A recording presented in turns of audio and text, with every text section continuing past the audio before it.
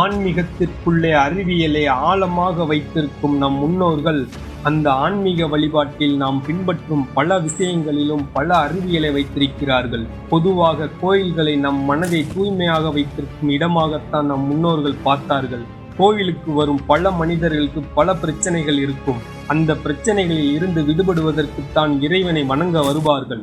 ஆனால் அவ்வாறு வணங்க வரும் பல மனிதர்கள் மனதில் எதிர்மறையான எண்ணங்கள் இருக்கும். இறைவனை கண்கள் பார்த்து கொண்டிருந்தாலும் மனம் முழுக்க ஏதோ ஒரு சிந்தனையில் இருப்பதற்கான வாய்ப்பு இருக்கிறது.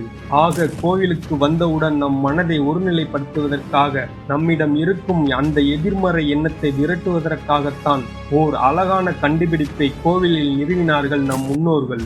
அந்த கண்டுபிடிப்பு தான் கோவில் மணி. கோவில் மணி அடிப்பது மட்டுமல்ல, மணி அடிக்கும் சத்தம் எங்கு கேட்டாலும் அது நமது உடலில் ஏற்படுத்தும் அறிவியல் பூர்வமான மாற்றங்களை நாம் இங்கு புரிந்து கொள்ள வேண்டும்.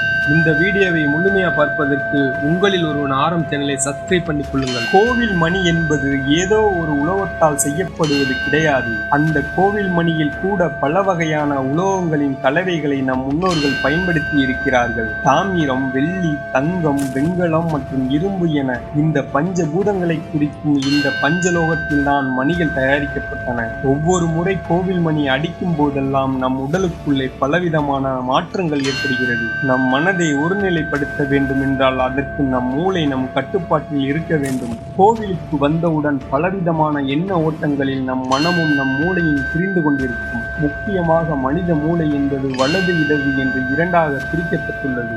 இரண்டும் இருவேறு செயலாற்றும் தன்மை கொண்டது. இந்த இரண்டையும் ஒன்றாக இணைக்கும் தன்மை கோவில் மணிகளில் இருந்து வரும் அந்த ஒளிகளுக்கு உண்டு. ஆம், அதற்கு ஏற்றவாறுதான் கோவில் மணிகள் தயாரிக்கப்பட்டிருக்கிறது. கோவில் மணியை அடித்தவுடன் அதில் இருந்து ஒரு பலத்த ஒளி எழும்புகிறது. அந்த மணியின் ஓசை எதிர் ஒளியுடன் கூடிய ஆழ்ந்த இடைவிடாத ஒளியாக உரக்க ஒலித்துக் கொண்டிருக்கும். ஒளியின் முடிவில் கேட்கும் அந்த எதிர் ஒளிகள் காதுகளில் 7 வினாடிகள் வரை நீடிக்கிறது. வெறும் 7 வினாடிகள் ஒலிக்கும் அந்த எதிர் ஒளிகள் மனித உடலில் இருக்கின்ற 7 சக்கரங்கள் எனப்படும் சக்தி மையங்களை தாக்குகின்றது. மனித உடலில் இருக்கும் அந்த 7 சக்கரங்கள் பற்றி நம் முன்னோர்கள் குறிப்பாக சித்தர்கள் தெளிவாக எழுதியிருக்கிறார்கள். ஆக இந்த 7 வினாடிகள் நம் காதுகளில் ஒலிக்கும் இந்த ஒளி 7 சக்கரங்களையும் ஆட்டி படைக்கின்றது. மணியில் இருந்து வரும் இந்த ஓசையில் நாம் ஓம் என்ற மந்திரத்தை உணர முடியும். நீங்கள் நன்றாக கவனித்து பார்த்தால் ஒரு சில கோவில்களில் கற்ப கிரகத்தில் ஒரு மணியை வைத்திருப்பார்கள். இறைவனுக்கு தீபாதரனை காட்டும் பொழுதும், இறைவனுக்கு அபிஷேகம் நடக்கும் பொழுதும், இறைவனுக்கு உணவு படைக்கும் போதும் என்று ஒரு சில நேரங்கள் மட்டும்தான் அந்த மணியை அடிப்பார்கள். கற்ப கிரகத்திற்கு என்று ஒரு சில சக்திகள் இருக்கும். அங்கு நேர்மறையான எண்ணங்கள் அதிகம் இருக்கும். அதனோடு இந்த மணியோசை சேரும் போது அது ஒரு புதுவிதமான சக்தியை வெளியில் இருக்கும் பக்தர்களுக்கு கொடுக்கின்றது. கற்ப கிரகத்தில் இருக்கும் அந்த இருட்டை விளக்க பயன்படுத்தும் விளக்கு மற்றும் இந்த மணியோசை என மூன்றும் சேர்ந்து முழுக்க ஒரு நேர்மறை எண்ணத்துடன் கூடிய ஒரு சக்தியை நம் மனதுக்குள் பாய்ச்சுகிறது. அதனால்தான் கற்ப கிரக வாசல் சிறிதாக அமைக்கப்பட்டிருக்கும்.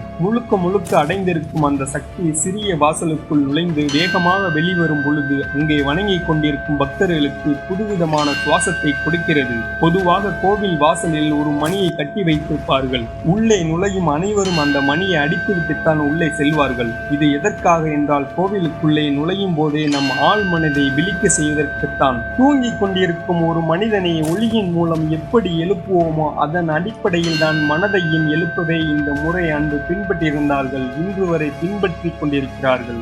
ஆக இந்த ஒளியின் மனமும் உடலும் வெளிப்படுகிறது. மீண்டும் அந்த ஒளியுடன் கோவிலில் இருந்து வெளிவரும் நறுமணமும் விளக்கின் ஒளியும் நம்மை மேலும் புத்துணர்ச்சியாக்கி கொண்டிருக்கிறது. கோவில் மணியின் ஒளியை கூர்ந்து கேட்பது ஒரு வகையில் தியானம் செய்வதை போன்றதாகும். கோவில் மணியின் ஒளியை நீங்கள் தியானம் செய்யும் போது உங்கள் மூளையும் மனதையும் இருக்கின்ற ஒரு சில நினைவுகள் தற்காலிகமாக அளிக்கப்படுகிறது. உங்களை மறந்து நீங்களே ஒரு தியான நிலைக்கு செல்வீர்கள். உங்கள் மனம் ஒரு புத்துணர்ச்சி அடையும். அந்த நிலையில் இருந்து மீண்டு வருவதற்கு உங்களுக்கு சில நேரம் கூட தேவைப்படும். இதற்கெல்லாம் மேலாக இறைவனை வணங்கும் போது நம் மனமும் சுத்தமாக இருக்க வேண்டும், நம் எண்ணங்களும் சுத்தமாக இருக்க வேண்டும். அதற்காகத்தான் இந்த ஒளியின் வழியாக நாம் எந்த சிந்தனையில் இருந்தாலும், கெட்ட எண்ணங்களில் இருந்தாலும், கேட்கக்கூடாத ஓசையை கேட்டாலும் அதில் இருந்து விடுபட்டு ஒளியை எழுப்பி செவியை அடக்கி இறைவனின் மீது முழுக்க நம் எண்ணத்தை பாய்ச்ச வைக்கிறார்கள். நீங்கள் கோவில் மணியின் வழியாக உண்மையான தியானத்தை அடைய வேண்டும் என்றால், அந்த நிலைக்கு செல்ல வேண்டும் என்றால் நீங்கள் கட்டாயம் செல்ல வேண்டிய இடம் சிதம்பரம் நடராஜர் கோவில். சிதம்பரத்தில் உள்ள